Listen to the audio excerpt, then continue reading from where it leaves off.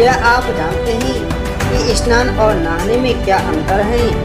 एक बार देवी सत्यभामा ने देवी रुक्मिणी से पूछा कि दीदी, क्या आपको मालूम है कि श्री कृष्ण जी एक बार द्रौपदी से मिलने क्यों जाते हैं?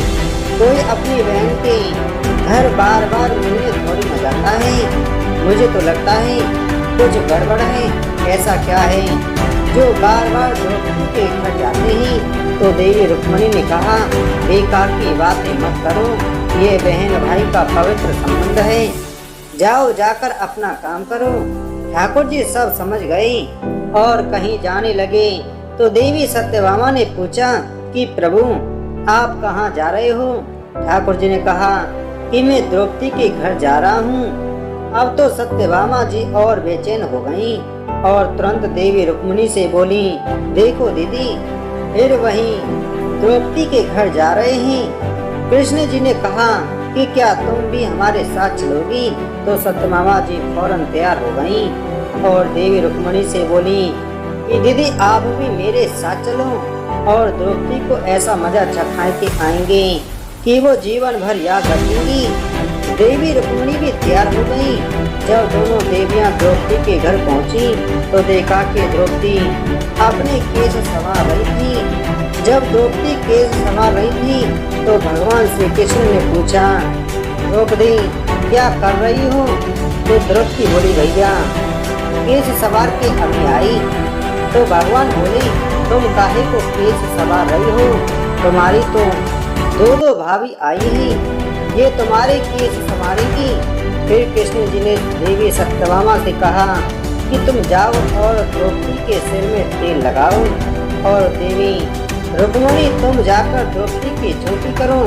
सत्यभामा जी ने रुक्मिणी जी से कहा, बड़ा अच्छा मौका मिला है, कैसा तेल लगाऊंगी कि इसकी खोपड़ी के एक एक बाल तोड़ के रख दूंगी।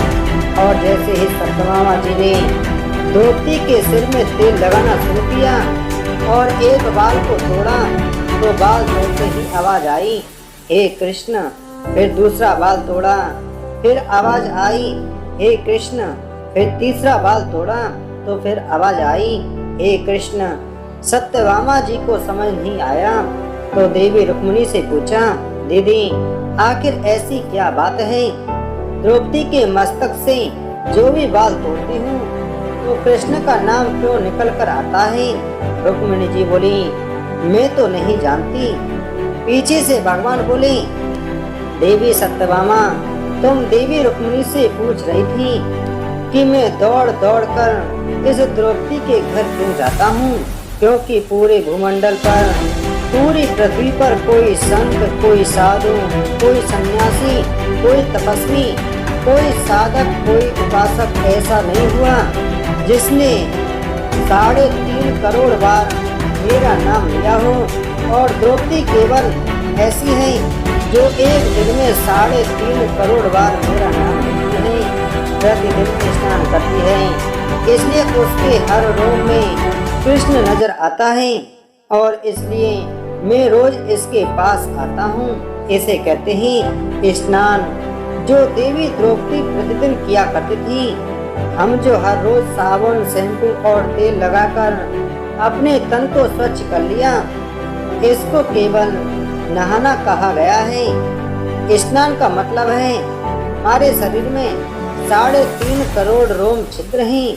जब नारायण से पूछा गया, ये 3.5 करोड़ रोम छिद्र कर्मों के दिए गए ही, तो नारायण ने कहा, जब मनुष्य 3.5 करोड़ बार भगवान का नाम ले लेता है तब जीवन में एक बार उसका स्नान हो पाता है।